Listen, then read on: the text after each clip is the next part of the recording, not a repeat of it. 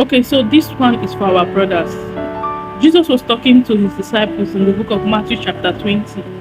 And from verse 25, he said, you know, the princes of this world exercise dominion over them. But if you look at verse 26, he said, but it shall not be so among you.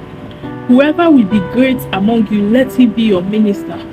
Jesus was telling his disciples that the way to greatness is to be a servant.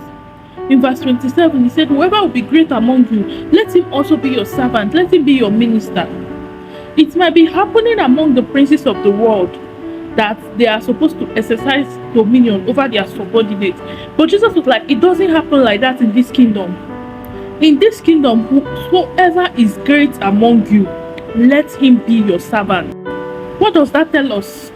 The fact that you are the man in the house or you are the head of the house does not mean you should not minister to your family or render services in the sphere of the home to your family.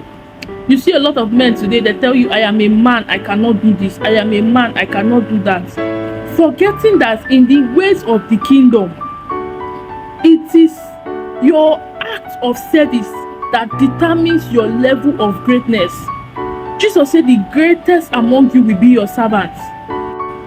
Even Jesus, being the Son of God, he said he did not come that he should be served, but he came to serve. A lot of men feels that marriage is a platform where you get a servant and somebody that will serve you for the rest of your life. No, that's where they get it wrong.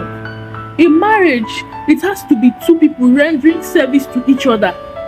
That you are the man of the house and that God gave instruction that your wife should submit to you does not exclude you from service.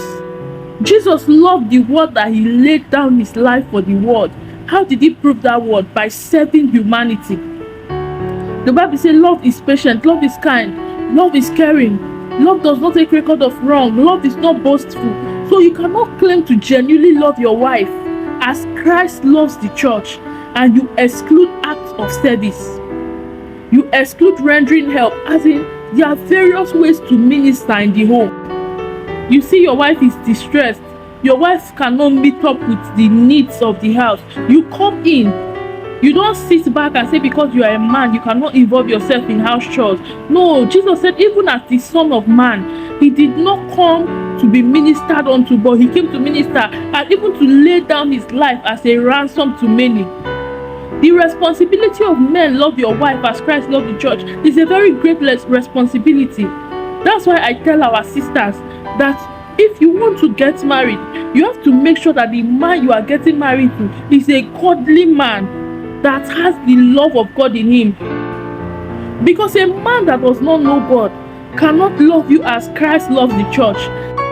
The love of Christ towards us is an unconditional love.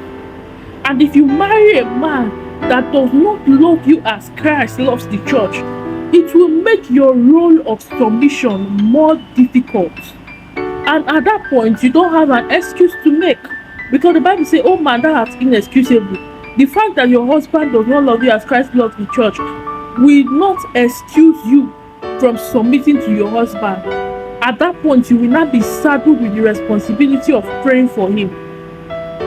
So that's why it's important that before you take that step of marriage, you examine and make sure that this person I'm getting married to has the love of God in him.